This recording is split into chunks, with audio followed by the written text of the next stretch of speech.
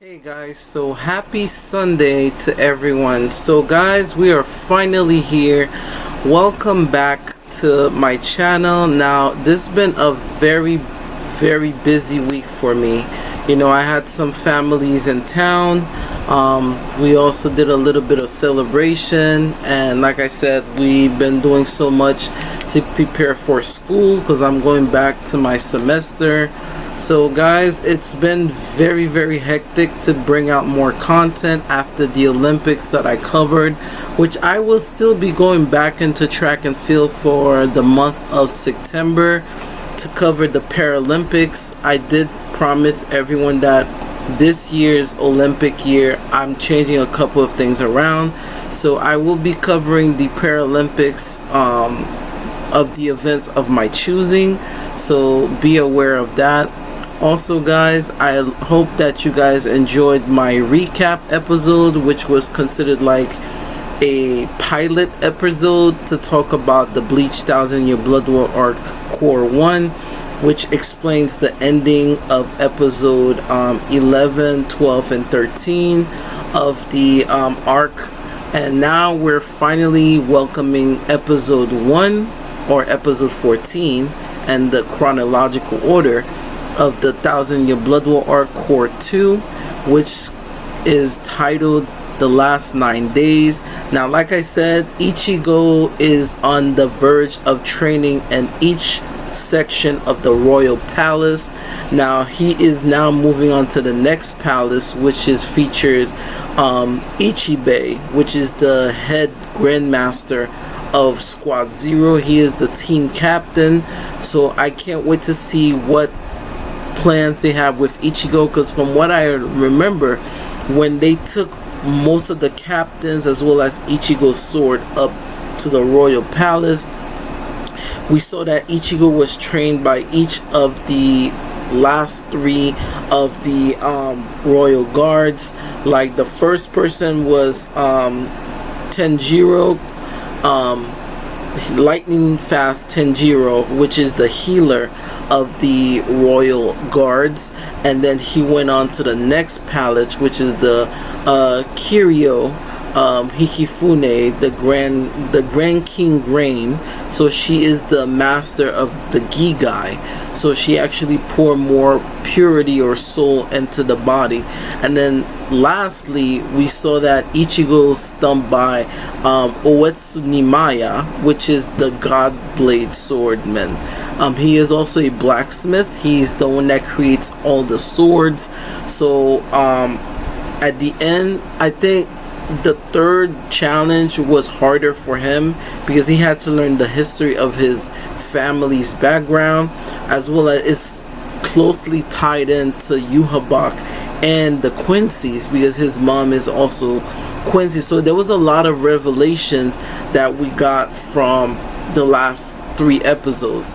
So now he is moving on to the third palace after gaining his new swords, which is he's now considered the third wielder of a double Zanpakuto, so which is pretty cool. So basically white, which is the hollowification powers of Ichigo, is actually his real Zanpakuto. So his Zanpakuto as well as his Quincy powers are kind of merged, and they created 2 parts of his Zanpakuto, representing his mom and dad.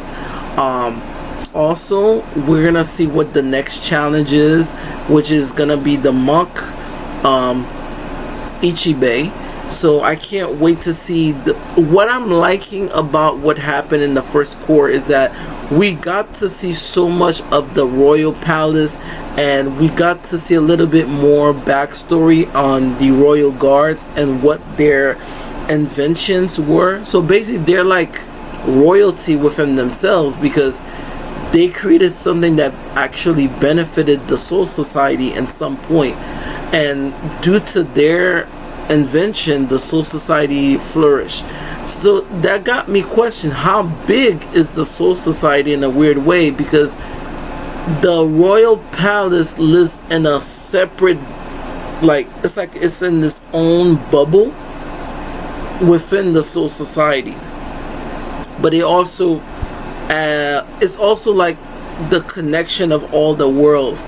So we got to see a little bit of the Soul King, which if we go back to the turn back the pendulum arc, as well as when Momo was speaking to Hitsugaya when she wasn't feeling well, and Captain Yamamoto mentioned about the Oken, and Aizen was using that to create separate, it's like shadow clones, to try to invade the actual Soul Palace, to create the separate energies of the royal guards in order for him to invade. So that will be making a little prediction video after, so you guys gonna get like 3 uploads of the first 3 episodes of the Bleach 1000 Year Blood War or Cour 2, and we're gonna have a lot to talk about. But guys, this first episode, without further ado, the first episode is titled The Last 9 Days, so let us now watch it. I am so excited. There's so much to talk about before we get ready for Cour 3. So I am excited to have you guys on board. This is a new part of my channel that is going to be creating now. So let us start. Okay guys, let's go.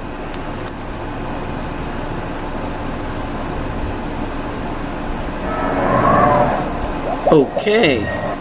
So the first thing we got to see, I think, from what they were promoting, I remember in the start of this 1000 Year Blood War arc Cour 2, was that this arc is considered the conflict, if I'm not mistaken, or separation. This is very interesting, and it looks like it's a baby, and that baby's being held up. Now in the manga, for spoilers, we will get into that a bit later, but let us watch how the visually, I think they added more content in the anime. So for people that watch the manga, I would say continue to watch the anime, because I think it seems like they added more into the anime, the way they flushed out the entire sequence.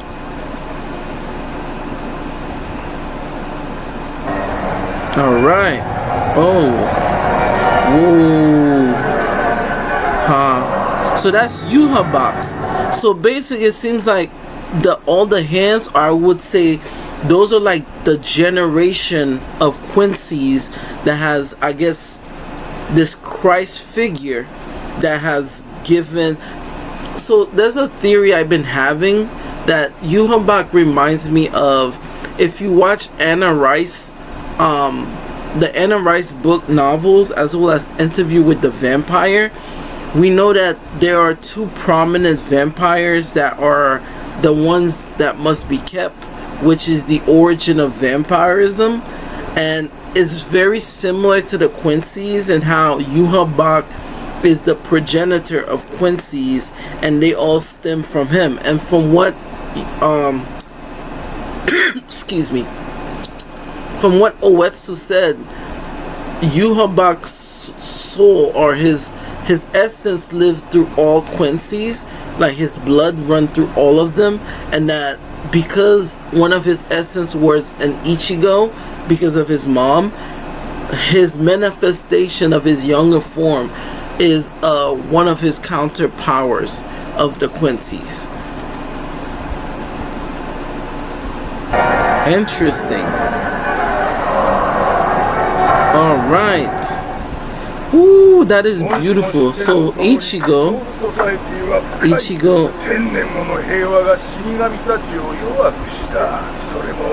so he said he's been training Shinigamis for thousands of years. That is also our duty. So basically, Squad Zero is not only there to protect the Soul Palace or the Soul King, their job is also to protect Soul Society and training them.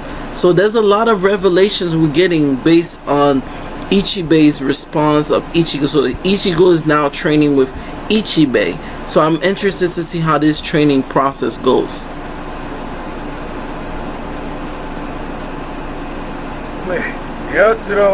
These guys will definitely come back. So he's indicating that the Quincy's will. Where are you going? Back to the Soul Society. He said you can't possibly win against Yuha. So even the strength that Ichigo is in now basically fall in comparison to how strong Yuha is. I had a theory that based on the first core, and that's another thing I want to mention too. I know Yamamoto died, right? We all got that, you know. His sword, what happened to his sword? That his sword was taken up with the Soul Palace or the Soul Royal Guards as well.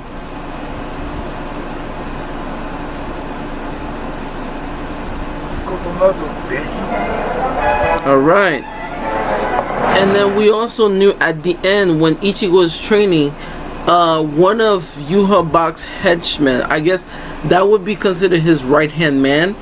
His name is Harshwalt, and he managed to took Uryu under him and brought him into the Wallwelt, which is the soul burner Wallwelt, whichever they called it. It's very German name, to meet with Yuhabak. So remember he mentioned that my son who's born in the dark. So technically he has two sons. One is pure, one is half. Alright, Yuhabak is, I guess, is here. All members stand.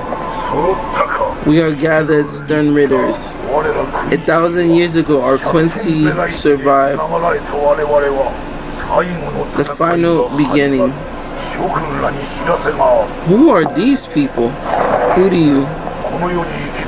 Having the last, he is the last surviving Quincy in this world. Okay, so when he says that, it's like he's implying that they're no longer like the first level or the first evolution of Quincy's. It seems like they're saying like those Quincy's are more. And we got to see some Quincy's had like transformation, like Kyuge Opie, which he's the one that was in charge of the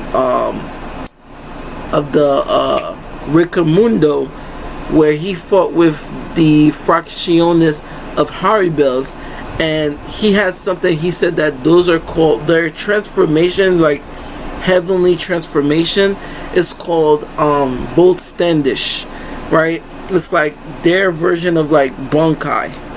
He said, why is Yuhabak implying that they're no longer Quincy's, or like they're like on a higher tier than the Quincy's?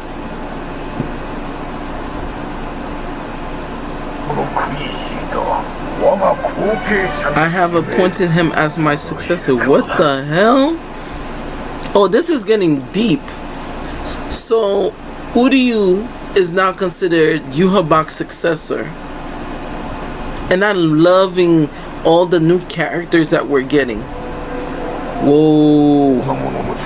His strength will deceive him. I have to say, this is ridiculous. You. Whoa! Yo!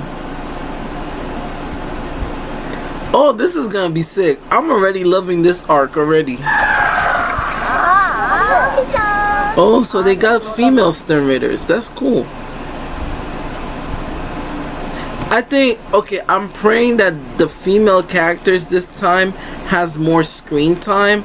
I know they were there in the first invasion, but you know, some animes have a problem where female characters doesn't get that much flushed out when it comes to their characters or even their powers. They tend to get overshined by their counterpart, which is the male characters. So let's see what's gonna be different. This is interesting in the first episode.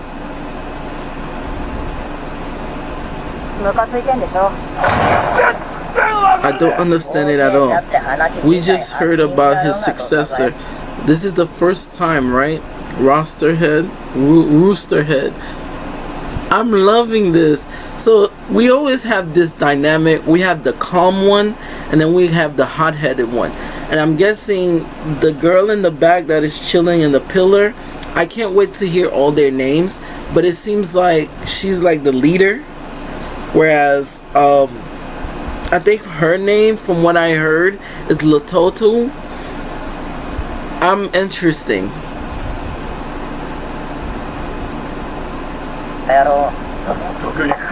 Could possibly affect me. Dasby. I always thought that you would be the successor to His Majesty. So everybody has some high regards for Harshwalt, because we've seen him closer to Yuhabak than anybody else. I can't wait to know. Well, I know, but I like how they play this out. His Majesty will everything. In case that happens, calm down. So his name is Basby. I'm loving the characteristic of what they do. Okay, let me play it more out. Okay. Whoa.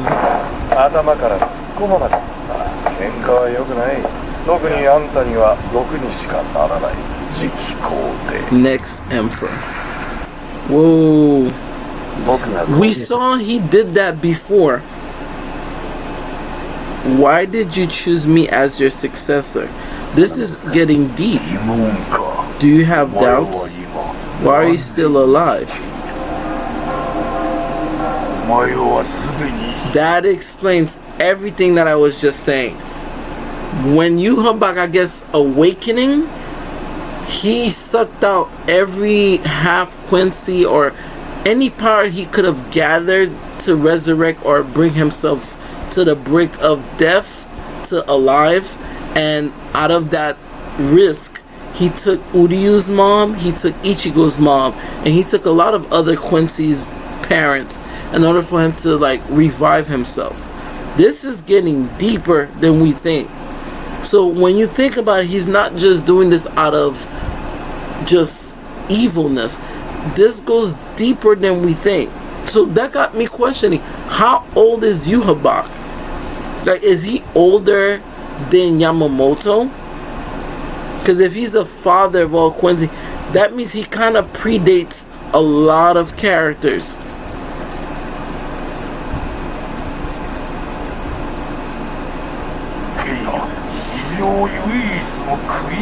You survived Ashwelin. According to your majesty, I can discover who I am. I said farewell to Soulbearer. I shall show you the future. So it seems like based on the sequence of the first episode, of the first part of the episode, that Yuhabak has the ability to, when he was a baby, this is kind of scary. Does he feed off the Quincy's abilities in order for it to grow, for him to grow up? Like, this reminds me of like a American Horror Story episode when Constant Langdon said that Michael Langdon grew overnight. And it seems like, did Yuhabak grew overnight from all the praise and energy that they were giving him in order for him to grow? And it seems like that was the sequence. And it seems like Yuhabak got a mom. I need to get more backstory on that. But it seems like whoever drinks Yuhabak's blood not only drinks his blood, but you gain powers. This is very Namek feelings, because it's like he's like the Grand Elder. It's like he could bestow powers or unlock powers that people had. Now I'm wondering, do he only could do that with Quincy's, or can he do that in general? This is getting very, very deep.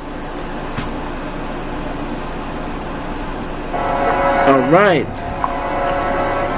He has drunk his blood. I will give you a shrift. Wikamundo. This reaction. Whoa. I wonder what Kurosaki's doing. So Ichigo, you can't win against Yuhabak like this. No matter. Whoa. He said, welcome to the spiritual, no matter what, I'll pass. No one can enter the sacred spiritual realm. Whoa. So this is called Hireri Sendo. This is without the Soul King's so Ichibei is getting permission from the Soul King, or this is, like I said, this is reminding me of Dragon Ball Super, how you have Zeno and then you have the Grand Priest. Whatever Zeno commands, the Grand Priest has to follow or act as his face in order for him to execute the plans. So this is another part of the Soul King's palace, or his journey. This is interesting. It is a potential to surpass the Soul Reapers. I have a bad feeling. Our new head captain. I love that. He's the new head captain. I always had a feeling that he was gonna be the head captain, because not only from the manga, but he was always, well, he's one of the oldest captains besides Utake and Yamamoto and Unohana. He was like a son. He was like a son to Yamamoto.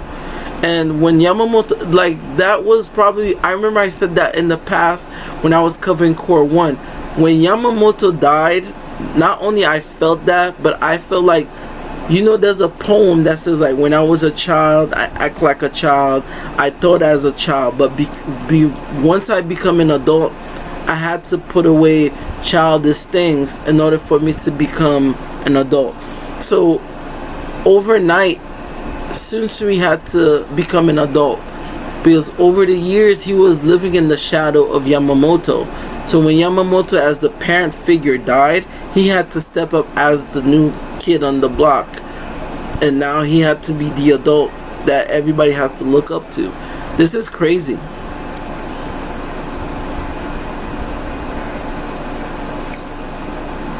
Oh, so Rukia and Renji are training inside one of the palaces.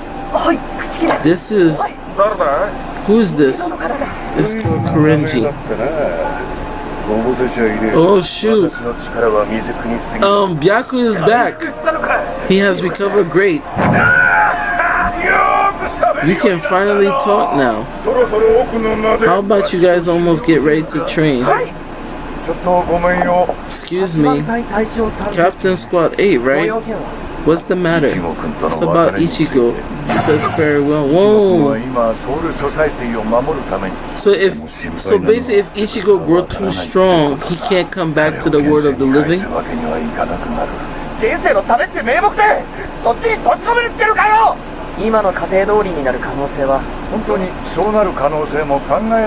Okay, I need to say this. There's a weird feeling that I'm getting that Susui knows that there's something weird about Ichibei, and Ichibei to me is like a great character. It's like, I'm doing this for the greater good, but I'm also doing this for myself, and if nothing goes as planned, I will use anyone to get to where I need to be. That's the energy I get from Ichibei. It's like he don't really care, because that's not his issue. It's like nothing feels normal to him. I don't know. That's just my opinion.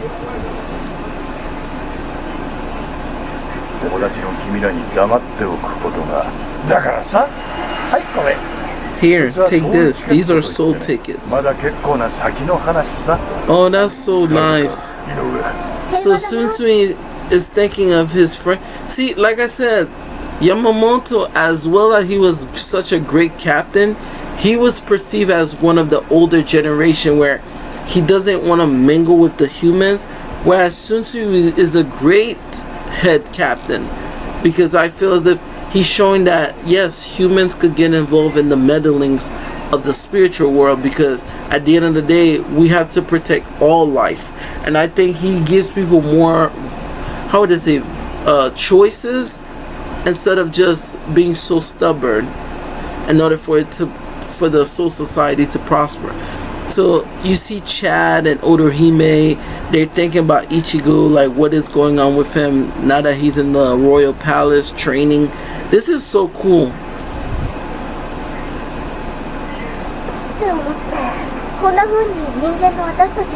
Now, makes me wonder. I hope that's like that, but the word, there was no word.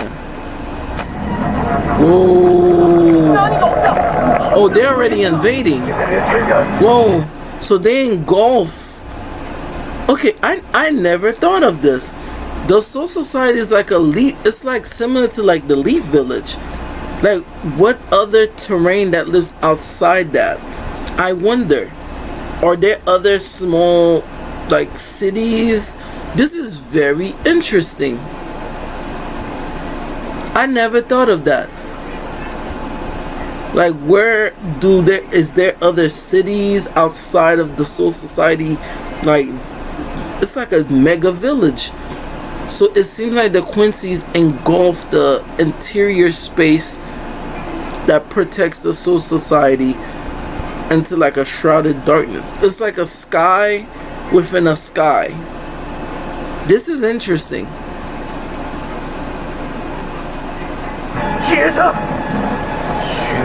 The invasion is complete. Do you know the Emperor's song? Actually, the song has sealed the Quincy King for... Remember, we was getting that poem that the Quincy King invades... No, he resurrect or he retrieve his mind for a certain amount of years, and then within the 900 years he will be away. It's 9999. Crazy. So they was already in the... It seems like they were already in the portal already. This is gonna be sick. Oh shoot, all of them are here. The only people that are not here were the people that were sitting in the podium, and I know that they're like, I'm guessing those are like elite people, like people that we haven't seen yet, or they just there to like protect. I don't know, but all the Quincy's that we haven't seen or seen are here. That's crazy.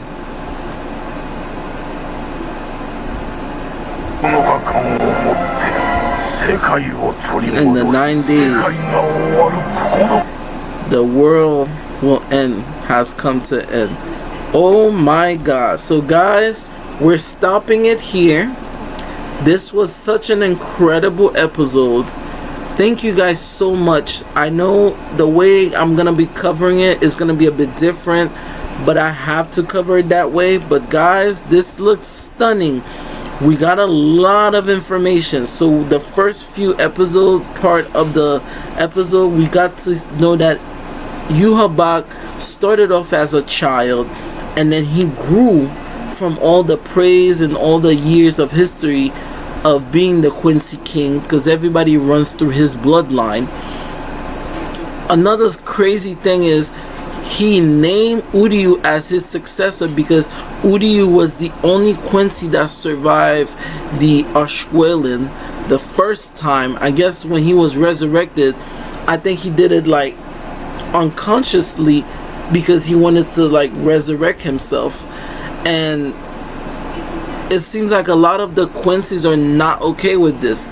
It's like they are even started challenging the person that's like the right hand of Yhwach and asked him like, why would he pick a successor knowing that you were like right here?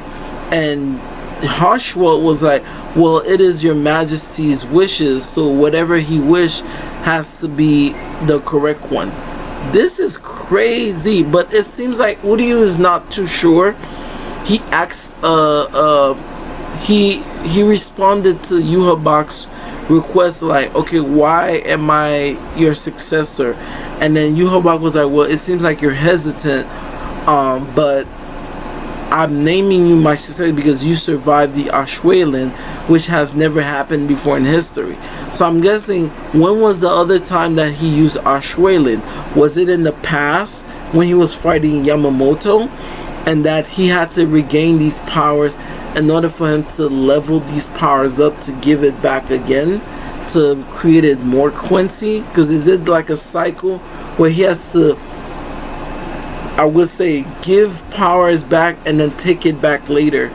So I'm guessing is that. And also Ichigo is training and this room called Hirori Sendo with Ichibei, and he said this is the process of the Soul King, the weight of responsibility of the Soul King's power.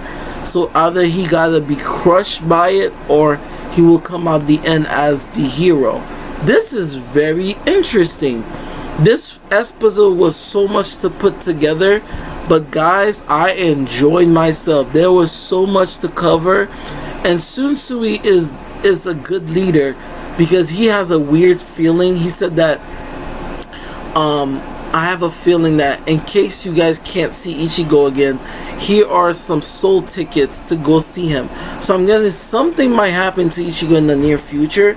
We don't know what it is, but it seems like Sunsui is preparing all routes in case some things goes bad, and he has that gut feeling.